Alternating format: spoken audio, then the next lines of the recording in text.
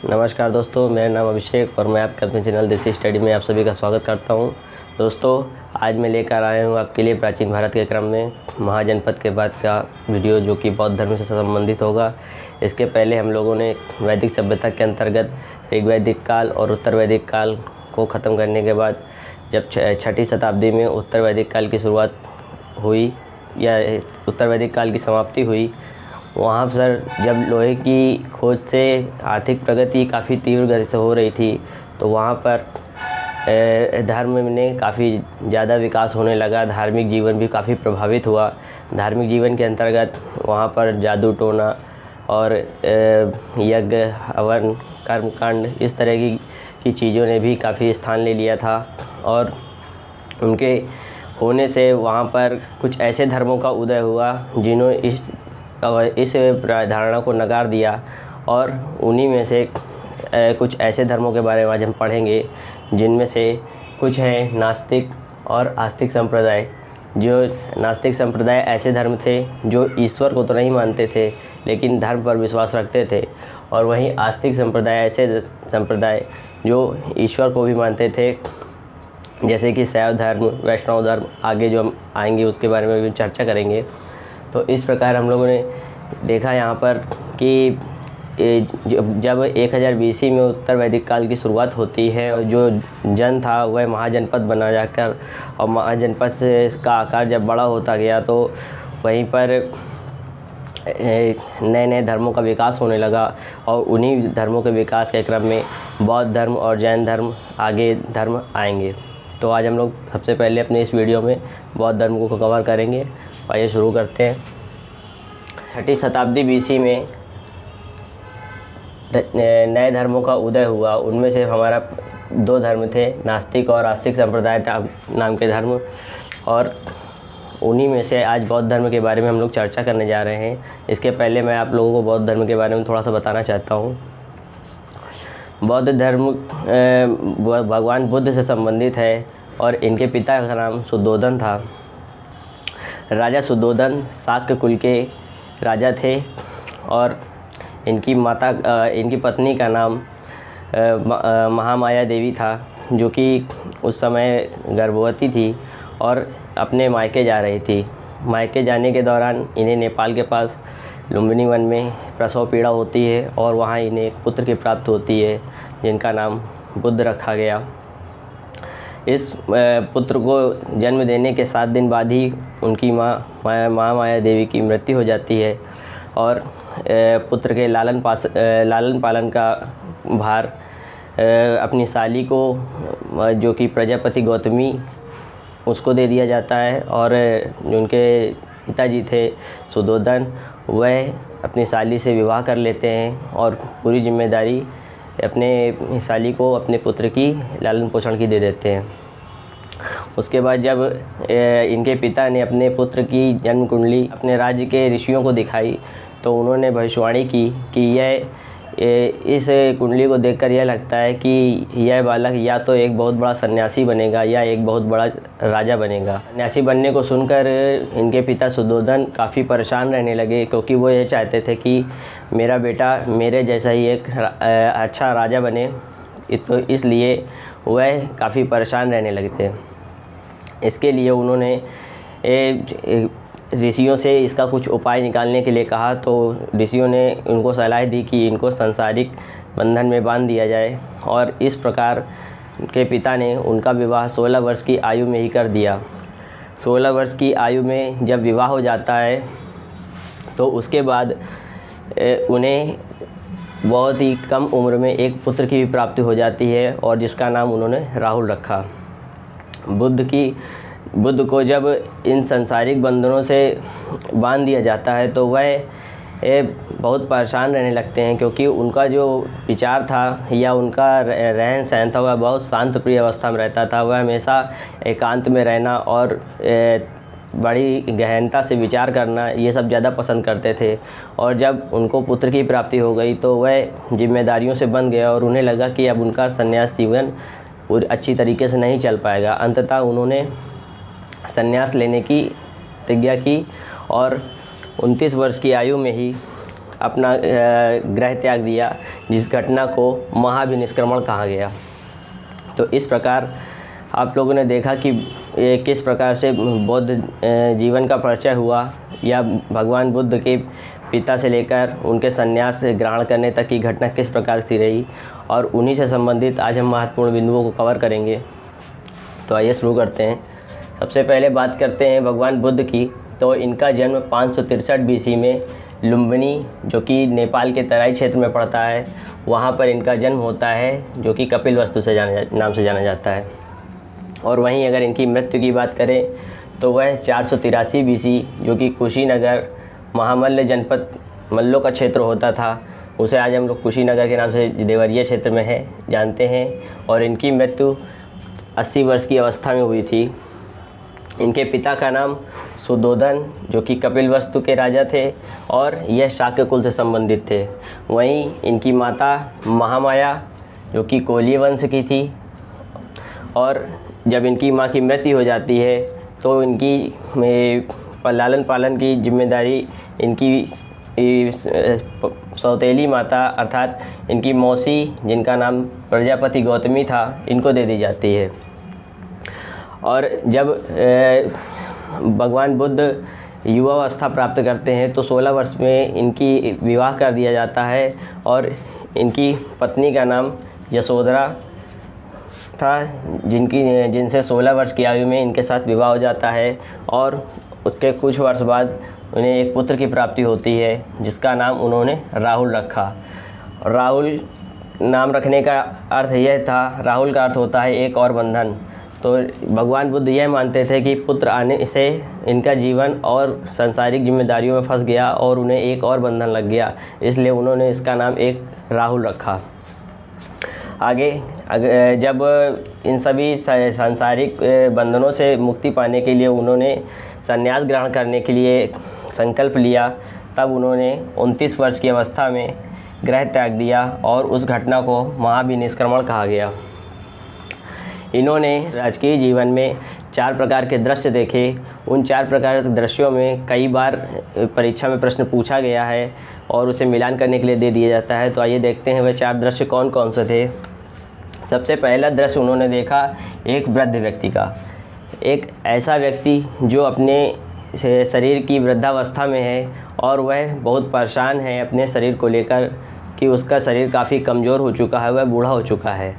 उसके बाद उन्होंने दूसरा दृश्य देखा एक बीमार व्यक्ति का, जो कि अपनी शरीर की बीमारियों से काफ़ी परेशान है और वह अपने जीवन को बेहतर बनाने के लिए काफ़ी प्रयास कर रहा है, लेकिन वह अपनी बीमारियों के कारण उनसे उबर नहीं पा रहा है। उसके बाद उन्होंने तीसरा दृश्य देखा एक मृत व्यक्ति का।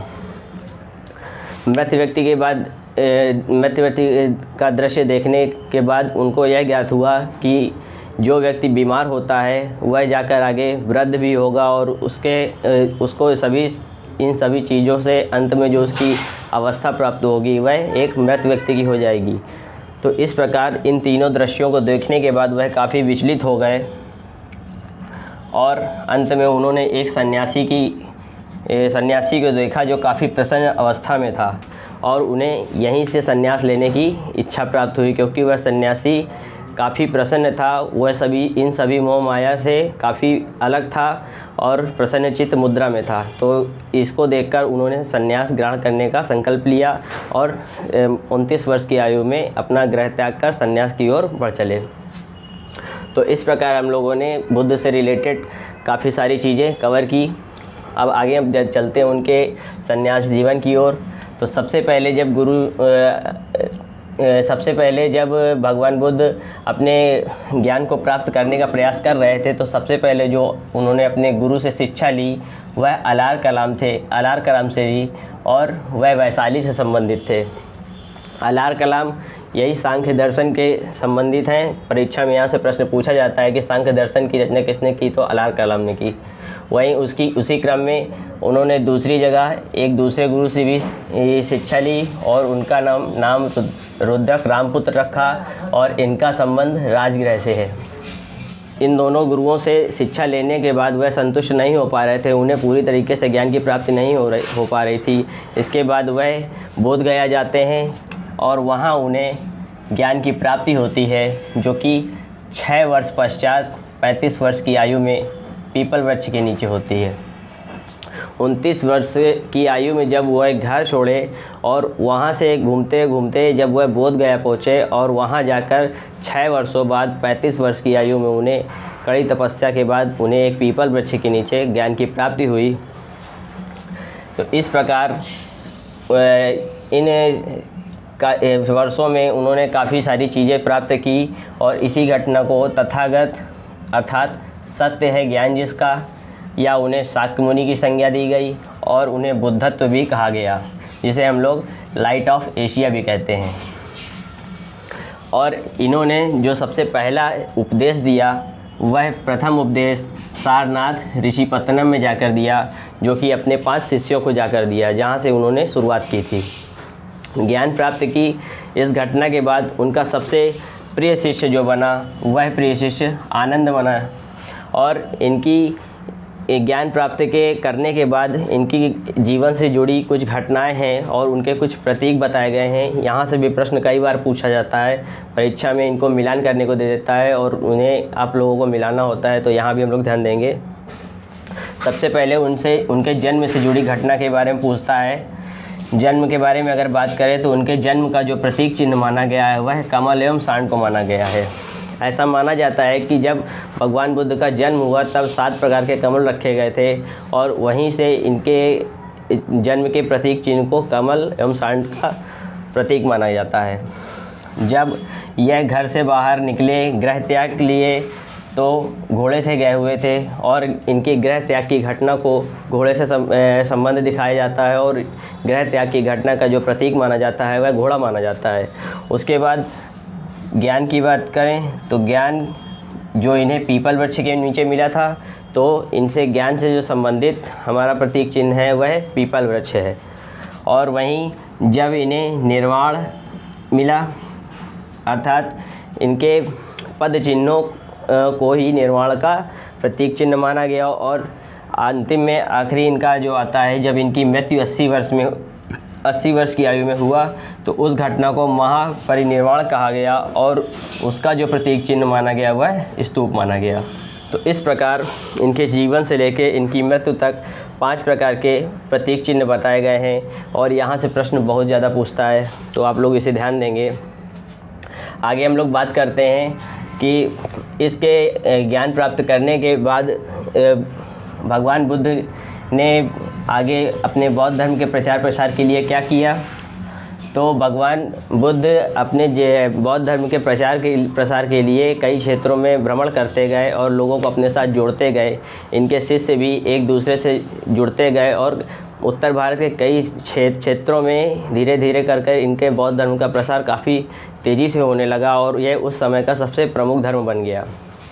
आगे हम बात करते हैं यहाँ पर कि इस बौद्ध धर्म में महिलाओं को कब प्रवेश मिला। तो भगवान बुद्ध ने महिलाओं को पहले इस धर्म में प्रवेश की अनुमति नहीं दी थी, लेकिन इनके प्रिय शिष्य आनंद के कहने पर इन्होंने महिलाओं को इस धर्म में प्रवेश की अनुमति दी। लेकिन उन्होंने यह पहले ही कह दिया था कि जब तक इस धर्म में पुरुष रहेंगे तब तक यह धर्म काफ़ी लंबे समय तक चलेगा, लेकिन महिलाओं के आने से यह धर्म 500 से 1000 सालों में ही इस धर्म की अवनति होने लगेगी और वह गिरने लगेगा।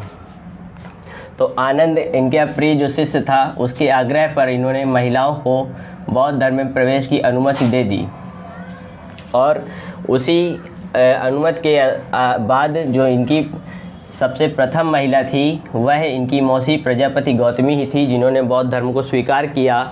और दूसरी एक जो और महिला थी वह एक नृत्यांगना थी जो कि आम्रपाली थी, उसने भी अंततः बौद्ध धर्म स्वीकार किया। आगे हम बात करें यहाँ पर सर्वाधिक उपदेश के बारे में। तो अपने जीवन में बौद्ध धर्म का सर्वाधिक उपदेश बुद्ध ने जहाँ दिया वह श्रावस्ती कौशल में दिया जाकर, और अपने जीवन का सबसे अंतिम उपदेश कहाँ दिया तो वह सबसे अंतिम उपदेश जो उन्होंने दिया वह अपने शिष्य सुभद्र को दिया। यहाँ से भी प्रश्न कई बार पूछा जा चुका है कि सबसे अंतिम शिष्य वह कौन सा था जिसे बुद्ध ने अपने जीवन के अंतिम दिनों में शिक्षा दी, तो वह हमारा सुभद्र हो जाएगा। इस प्रकार इन बौद्ध धर्म के प्रचार प्रसार के दौरान बुद्ध ने अपने जीवन में 4 आर्य सत्य दिए। उन्होंने बताया कि इस संसार में दुख है और इस दुख का कारण, सबसे बड़ा जो हमारा कारण है वह तृष्णा है, अर्थात हमारी इच्छाएं हैं। अर्थात मनुष्य के जीवन में जब तक इच्छाएं रहेंगी, इन इच्छाओं की समाप्ति नहीं होगी, तब तक उसके जीवन में दुख बना रहेगा। और उन्होंने यह भी बताया कि दुख जो है वह अकेला नहीं है, वह समुदाय के रूप में है। अर्थात दुख कई सारे समुदाय अलग अलग प्रकार से आता है और इस दुख का निरोध भी है, और उन्होंने इस दुख के निरोध के मार्ग भी बताए।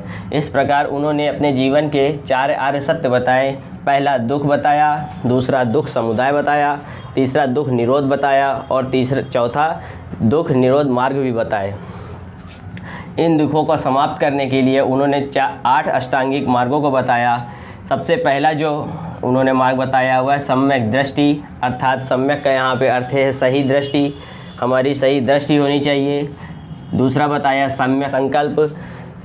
इन्होंने बताया कि हमें अपने जीवन में जो काम करना है उसके लिए हमें सही संकल्प होना चाहिए, दृढ़ निश्चय होना चाहिए। उसके बाद उन्होंने बताया कि सम्यक वाक, अर्थात सम्यक वाणी होनी चाहिए। सम्यक कर्म, अर्थात सही कर्म होने चाहिए। सम्यक आजीव, सम्यक व्यायाम, सही व्यायाम होना चाहिए। सम्यक स्मृति, सही हमारी स्मृति होनी चाहिए। और सम्यक समाधि। इस प्रकार इन्होंने 8 अष्टांगिक मार्गों को बताया। और आगे हम लोग देखते हैं यहाँ पर बौद्ध धर्म में, तो बुद्ध ने बौद्ध धर्म के 3 रत्नों को भी बताया, जिसमें सबसे पहला उन्होंने बुद्ध बताया, दूसरा धम्म बताया और तीसरा संघ बताया। तो इस प्रकार अपने जीवन के उन्होंने 4 सत्य बताए और उनसे छुटकारा पाने के लिए उन्होंने 8 अष्टांगिक मार्गों को बताया। और उसके बाद परीक्षा में प्रश्न पूछता है कि बौद्ध के 3 रत्न कौन कौन से हैं, तो वह हमारा बुद्ध, धम्म और संघ है। उसके बाद हम लोग बात करते हैं यहाँ पर बौद्ध धर्म का परम लक्ष्य क्या उन्होंने बताया। तो बौद्ध धर्म का परम लक्ष्य उन्होंने निर्वाण, अर्थात मोक्ष की प्राप्ति। निर्वाण से क्या तात्पर्य है, तो निर्वाण से तात्पर्य यह है, बुद्ध ने निर्वाण का अर्थ यह बताया कि जब मनुष्य जीवन मरण या सांसारिक मोह माया से इन सभी चीज़ों से छुटकारा पा जाता है तो वह मोक्ष की प्राप्ति हो जाती है, अर्थात उससे जीवन में ज्ञान की प्राप्ति हो जाती है। तो इस प्रकार आज हम लोगों ने इस वीडियो में भगवान बुद्ध से या बौद्ध धर्म से रिलेटेड उन सभी बिंदुओं को कवर किया जो परीक्षा में आते हैं। इसके बाद हम लोग अगले नेक्स्ट वीडियो में उन बौद्ध संगीतियाँ कहाँ कहाँ हुई, उन्होंने इनका प्रचार प्रसार कैसे किया, बौद्ध धर्म को किन किन राजाओं ने संरक्षण दिया, उन सभी बातों पर एक अगला वीडियो लेकर आएंगे। तो इस प्रकार हम लोगों ने यहाँ पर यह देखा कि बौद्ध धर्म का विकास कहाँ से स्टार्ट हुआ और किस प्रकार जाकर धीरे धीरे समाप्ति की ओर गया, और उन्होंने अपने जीवन में क्या क्या सत्य बताए, क्या क्या मार्ग बताए, क्या क्या रत्न दिए, उनसे जीवन से जुड़ी हुई घटनाओं को और उनके प्रतीक चिन्हों को पढ़ने का प्रयास किया। उन्होंने अपने जीवन में क्या क्या दृश्य देखे थे वह भी यहाँ पर हम लोगों ने जानने का प्रयास किया। तो इस प्रकार हम लोगों ने इस वीडियो में बौद्ध धर्म को काफ़ी अच्छे से कवर करने का प्रयास किया है। तो अगर आप लोगों को यह वीडियो अच्छी लगी हो तो इसे लाइक एंड सब्सक्राइब करें और कमेंट बॉक्स में अपनी राय अवश्य लिखें। धन्यवाद।